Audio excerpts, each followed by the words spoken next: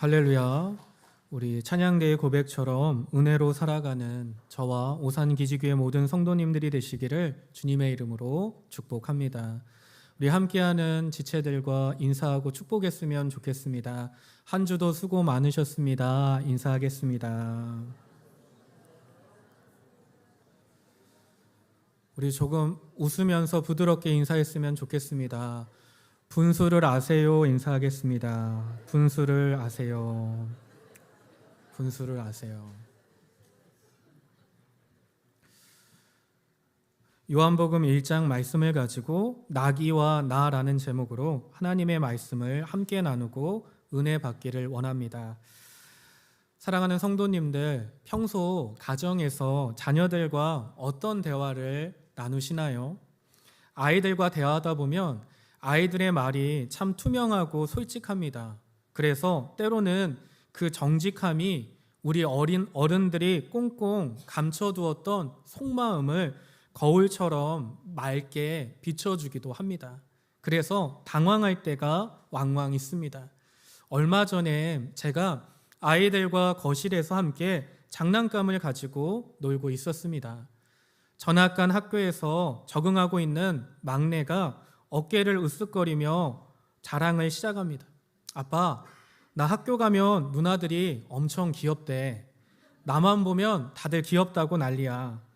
자기가 귀엽다는 것을 스스로 말하는, 자기가 귀엽다는 것을 너무나 잘하는 그 당당한 모습이 귀여우면서도 한편으로는 살짝 얄미운 마음이 들었습니다. 그래서 저도 모르게 묘한 경쟁심이 생겨서 해서는 안 될 말을 했습니다. 주하나, 아빠도 교회 가면 성도님들이 좋아해. 아빠도 교회 가면 권사님들 이쁨 많이 받아.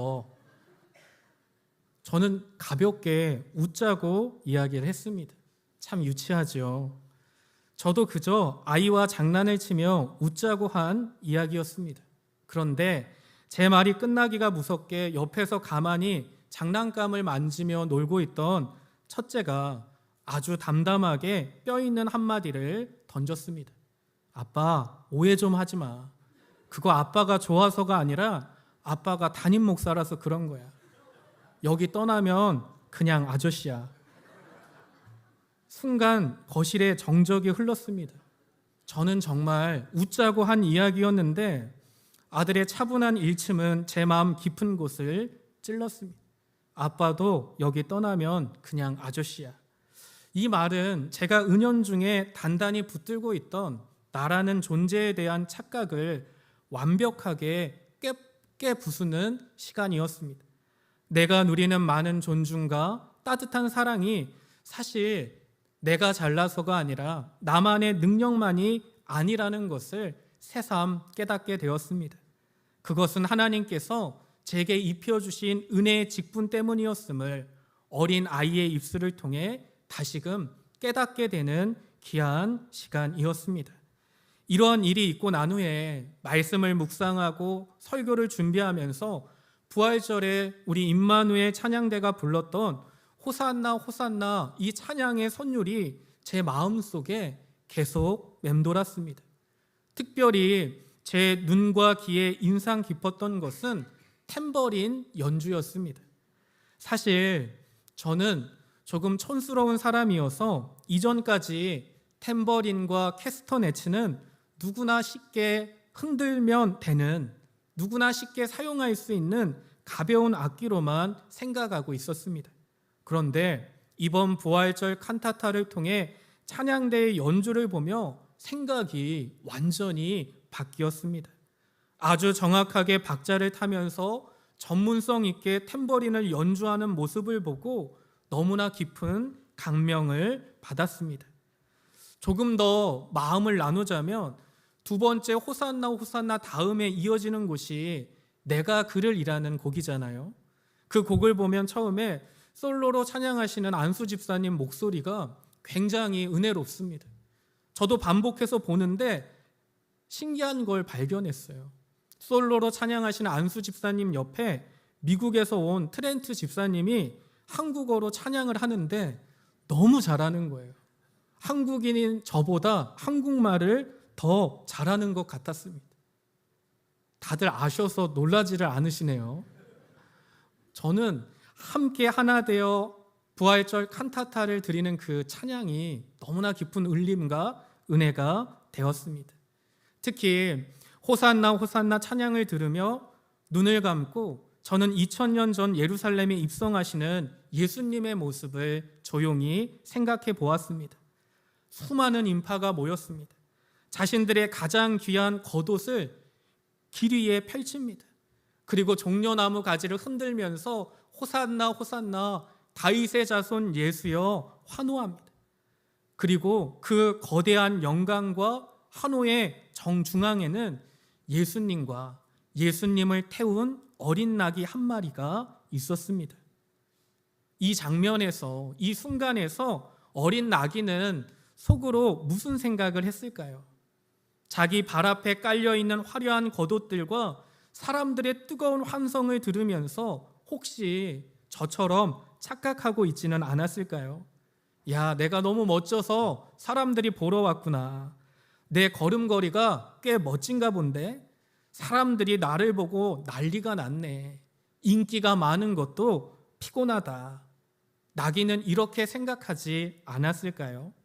하지만 우리 모두는 이미 진실을 너무나 잘 알고 있습니다. 사람들이 소중한 겉옷을 깐 이유는 나귀를 대접하기 위함이 아니었습니다. 나귀가 받는 환호와 영광은 100% 모두 다 나귀 등에 타신 예수 그리스도, 나의 주님 예수님을 향한 것이었습니다. 이러한 생각이 들어서 저는 제 삶의 주변을 조용히 돌아보게 되었습니다. 예배를 마치고 설교를 마치고 나면 참 많은 성도님들께서 제게 다가와서 따뜻하게 인사를 건네주십니다. 목사님, 오늘 설교 너무 은혜 받았어요. 문자도 보내시고 때로는 전화를 해주시는 분도 계십니다. 목사님, 기도해 주셔서 제가 너무 힘이 나요. 그럴 때마다 스스로에게 정직하게 질문해 봅니다. 내가 정말 설교를 잘해서 그런 걸까? 내가 정말 실력이 뛰어나서 이런 과분한 사랑과 대접을 받는 것일까? 절대로 아니더라고요. 이 모든 것은 오직 하나, 내 등에 타신 나의 예수님, 우리 주 예수 그리스도 때문이었습니다. 제가 예수님을 태우고 예수님의 말씀을 대신 전하는 나귀 같은 존재이기 때문에 이 과분한 사랑을 누리고 살아가고 있었다는 것입니다. 나귀가 잘나서가 아니죠. 나귀가 똑똑해서가 아닙니다. 나귀 위에 타신 우리 주님, 온 우주에 왕이 계시기 때문인 줄 압니다. 사랑하는 성도 여러분, 조금 더 포괄적으로 생각해 볼까요? 우리들이 내가 매일 누리는 건강, 가족들의 웃음, 평안한 잠자리와 우리의 가정, 그리고 하루하루 살아갈 수 있는 우리들의 생명의 호흡까지도 나의 힘으로 얻어낸 것이 아닙니다. 내가 누리는 이 수많은 것들은 전적으로 나를 사랑해서 십자가를 지신 나의 주 예수님, 예수 그리스도 때문이라는 깨달음, 그 깨달음이 저의 영혼을, 저의 중심을 깊이 울렸습니다. 오늘 예배하는 저와 여러분은 어떠하십니까? 우리들의 삶과 신앙은 어떠합니까? 직장이나 가정에서 능력을 인정받을 때, 혹은 남들보다 조금 더 안정적이고 평안한 환경을 누리고 있을 때 나는 속으로 어떤 생각을 하고 있습니까? 역시 나는 잘났어. 내가 남들보다 열심히 살아서 지금 이러한 것들을 누리고 있는 거야. 나도 생각해보면 꽤 능력 있고 괜찮은 사람이야. 이렇게 스스로 생각하면서 은근슬쩍 예수님이 앉으셔야 될 그 자리에 나를 앉혀두고 계시지는 않으십니까? 내 등에 타신 분, 나의 주님, 예수님을 잊어버리는 순간에 우리는 착각의 늪에 빠진 흉물스러운 나귀가 될 수 있습니다. 묵묵히 길을 걸어야 되는 나귀가 도리어 예수님 머리 위에 올라타서 내가 주인공이에요. 내가 드러났으면 좋겠어요. 나에게 박수 쳐주세요. 라고 외치고 있다면 그 모습이 얼마나 보기에 흉물스럽겠습니까? 내가 누리고 있는 것이 마치 내가 잘나서 나 때문에 내가 주인공이라고 외치는 이 착각의 늪에 빠진 나귀가 마치 저의 모습인 것 같아서 너무나 마음이 무겁고 기도하며 설교를 준비하게 되었습니다. 그런데 오늘 성경을 보면 이 나귀의 착각을 완벽하게 이겨낸 인물이 등장합니다. 바로 요한복음 1장에 나오는 세례 요한입니다. 성경에 나오는 많은 인물들에 비해 조금 덜 알려질 수 있지만 저는 세례 요한만큼 귀한 하나님의 사람이 없다고 생각합니다. 오늘 우리는 세례 요한의 신앙과 삶을 통해서 예수님의 겸손과 예수님의 마음을 배울 수 있는 은혜가 있기를 주님의 이름으로 축복합니다. 세례 요한 당시를 생각해 볼까요? 세례 요한 당시 이스라엘 사람들은요, 세례 요한을 엄청 좋아했습니다. 세례 요한을 열광적으로 따랐습니다. 세례 요한은 영성도 있었고요, 금식도 잘했고 설교에 힘이 있어서 메시지를 들으면 사람들의 가슴이 뛰고 저절로 회개할 수 있는 놀라운 은혜가 있었어요. 많은 사람들이 세례 요한을 좋아했고 심지어 추종하기까지 합니다.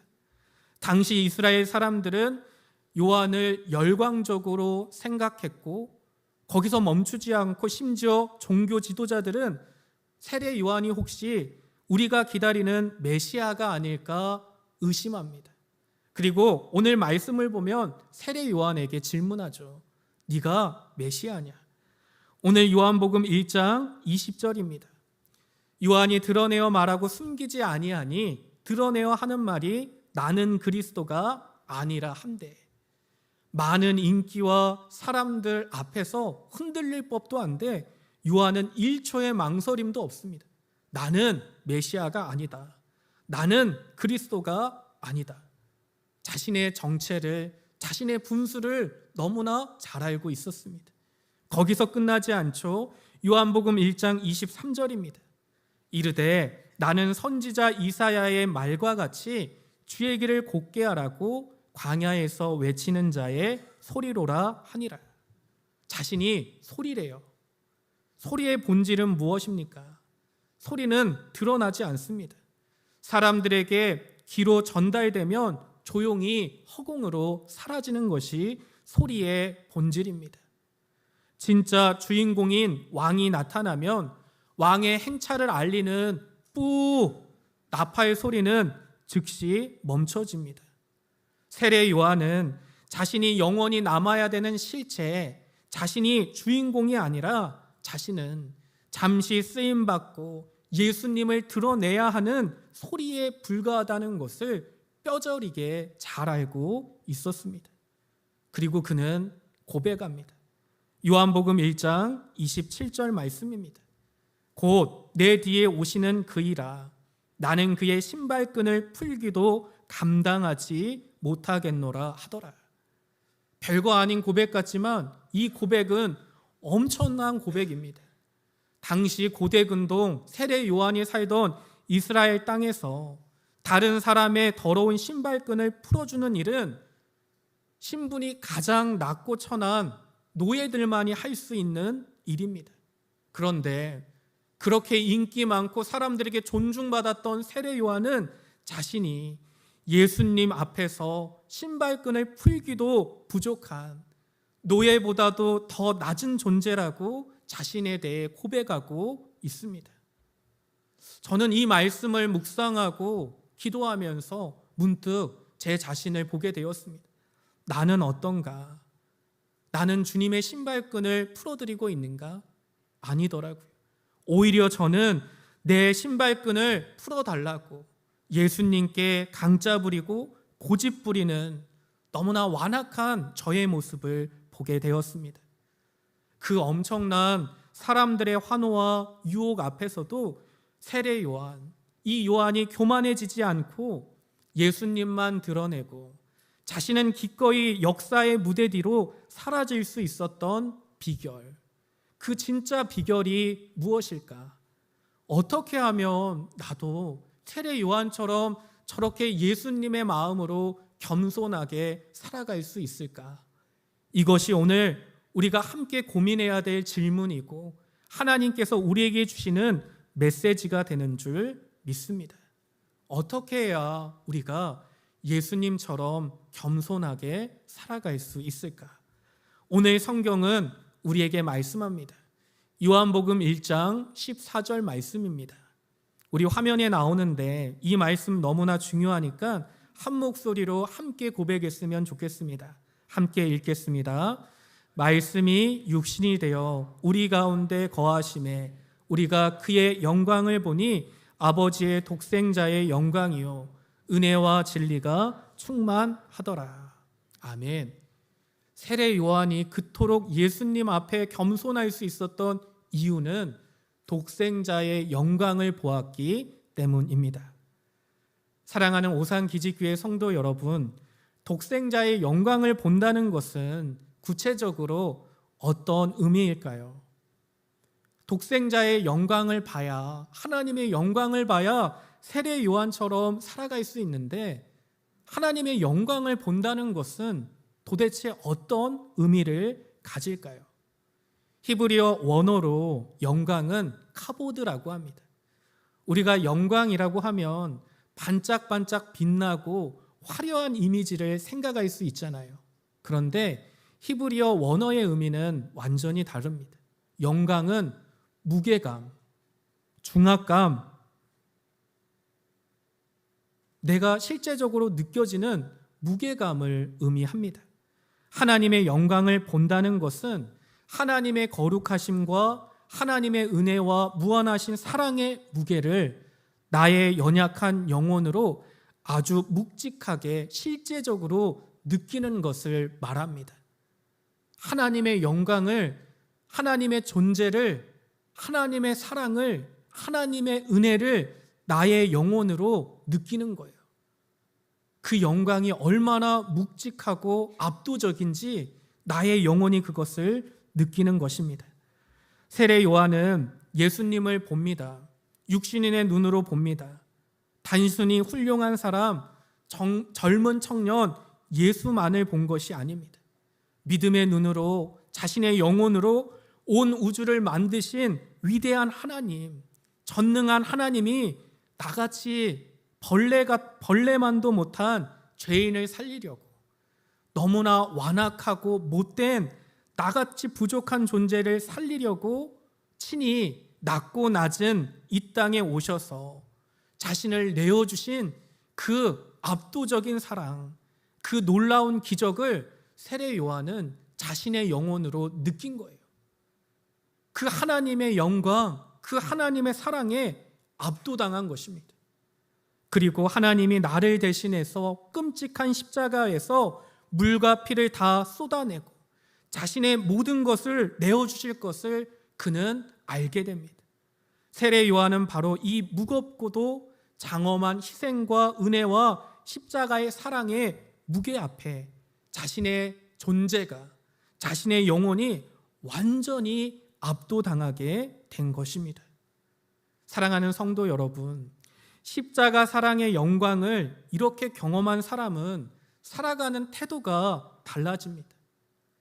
나를 살리기 위해, 내 죄를 씻어내기 위해 전능하신 창조주 하나님이 이 땅에 오셔서 친히 낮아져서 자기의 모든 것을 내어주고 십자가에서 자기의 살이 찢기셨는데 이 세상에서 사람들의 평가나 세상의 말이 나에게 그 어떤 의미와 대수가 되겠냐는 거죠.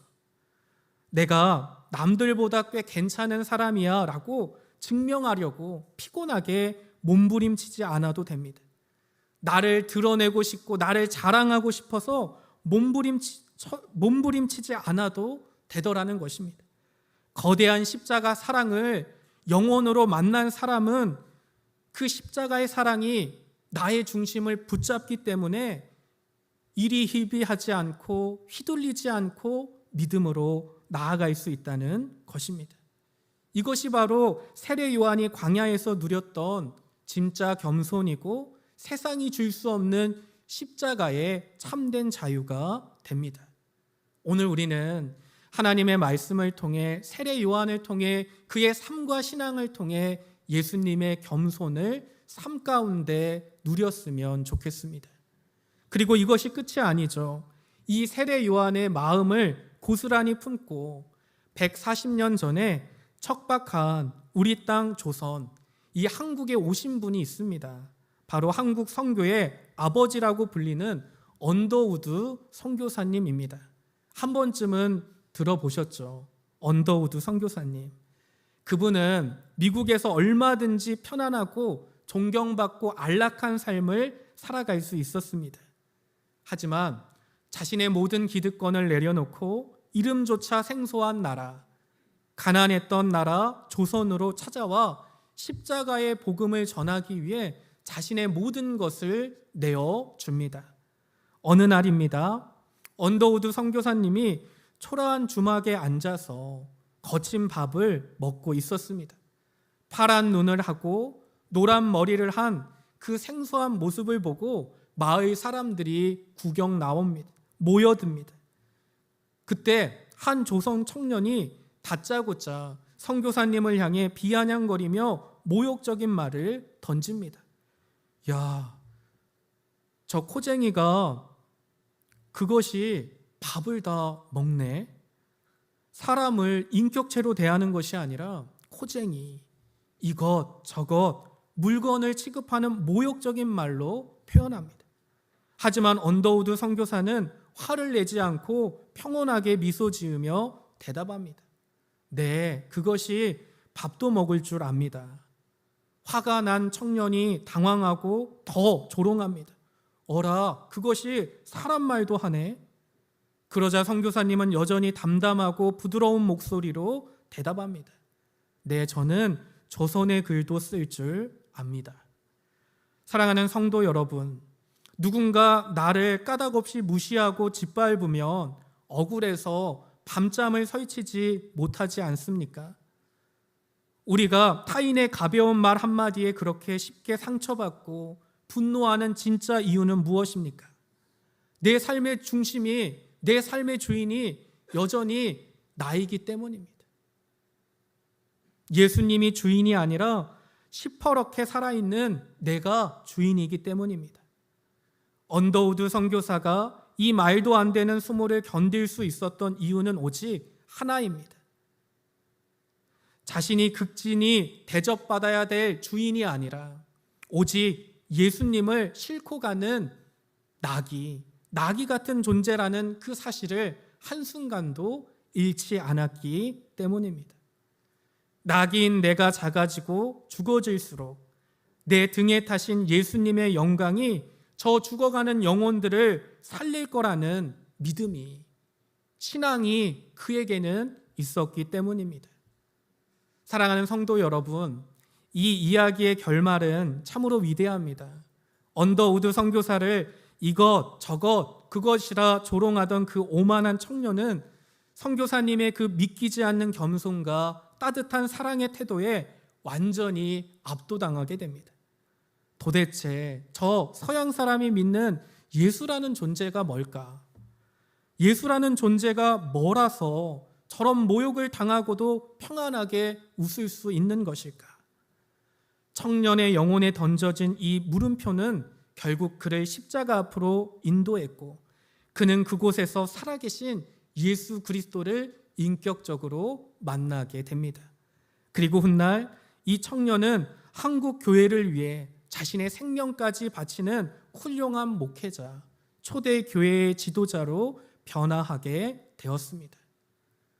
착각의 자리에서 내려온 나귀가 묵묵하게 겸손하게 십자가의 무게를 견뎌내니까 죽어가는 영혼이 살아나는 놀라운 기적이 일어나게 되는 줄 믿습니다.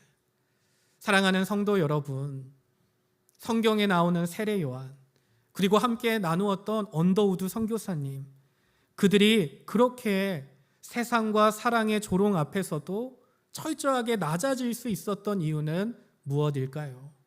바로 예수 그리스도에게서 독생자의 영광, 그 거룩하고 무거운 진짜 사랑을 보았기 때문입니다. 오늘 우리는 나의 영혼으로, 우리들의 영혼으로 하나님의 영광을 보셨습니까? 예수 그리스도로 말미암아 그 크신 십자가의 무게를 느껴보셨습니까? 그래야 예수의 제자가 될 수 있습니다. 오늘 예배하는 우리 모두가 예수님의 신실한 제자가 되기를 주님의 이름으로 축복합니다. 오늘날 세상 사람들은 이야기합니다. 예수를 오래 믿은 사람들일수록 더 교만하더라. 자기 이름만 드러내려고 하고 도무지 예수가 보이지 않더라. 참으로 우리들의 뼈를 때리는 아픈 지적입니다. 오늘 우리는 기도해야 합니다. 하나님, 나를 살리려고 친히 가장 낮은 곳으로 오신 나의 하나님, 나의 주님, 나의 예수 그리스도, 그 장엄한 십자가의 사랑의 무게가 나의 존재로, 나의 삶으로, 나의 영혼으로 느껴지게 하여 주십시오. 그리고 그 크신 하나님의 영광에 나의 존재가, 영혼이 완전히 압도되어 살아가기를 원합니다. 그래서 예수님 앞에서 겸손한 세례 요한처럼, 언더우드 선교사처럼 살아가기를 원합니다. 내가 너무 커져서 예수님은 도무지 보이지 않는 영적 비만 상태에 빠져 있는 것이 아니라, 심지어는 예수님을 내 세상적인 소원을 들어주는 램프의 요정처럼 부리려고 하는 것이 아니라 정말로 예수님만이 나의 주인입니다. 예수님만이 나의 삶의 주인 되십니다. 고백할 수 있는 하나님의 사람들이 되시기를 주님의 이름으로 축복합니다. 주님, 이 교만한 죄인이 다시 십자가의 영광을 보게 하여 주십시오. 내 자아는 십자가에서 완전히 깨어지고 내 안에 예수만 살아 숨쉬게 하여 주십시오.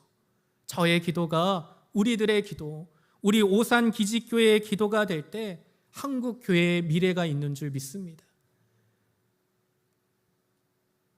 이 땅에 하나님의 생명이 임하게 될 줄 믿습니다. 오늘 예배하는 우리 모두에게 이러한 주님의 마음이 회복되기를 주님의 이름으로 간절히 축복합니다. 이 시간 기도하도록 하겠습니다. 존귀하신 하나님, 오늘 우리는 말씀을 통해 예수님을 등에 태우고 예루살렘으로 입성하는 작은 나귀를 봅니다. 주님, 내가 누리는 지위와 명예, 그리고 내가 누리는 그 모든 편안함과 안락함이 나의 능력, 나의 것이라고 착각했던 교만을 깨트려 주옵소서. 세례 요한처럼 예수님이 나타나면 기쁘게 사라질 수 있는 소리가 같은 사람이 되게 하여 주옵소서. 세상의 조롱과 멸시 앞에서도 언더우드 선교사님이 품었던 그 넉넉한 예수님의 마음, 예수님의 겸손을 우리가 배우게 하여 주시옵소서. 우리의 생명, 우리의 주인 되시는 예수 그리스도의 이름으로 간절히 기도하옵나이다. 아멘.